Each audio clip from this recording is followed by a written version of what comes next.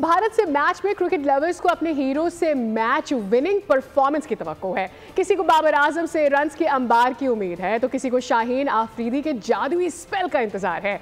शायकीन खेल मोहम्मद रिजवान नसीम शाह की कारकर्दगी को भी देखने के लिए बेकरार है।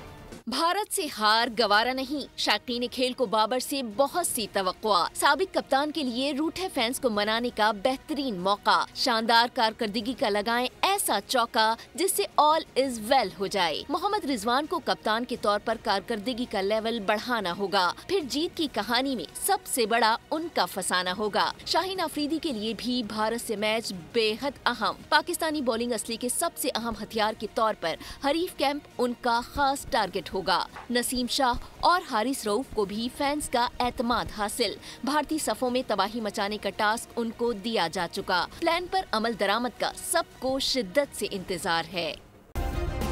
सब्सक्राइब करें और बेल दबाएं ताकि कोई खबर रह न जाए।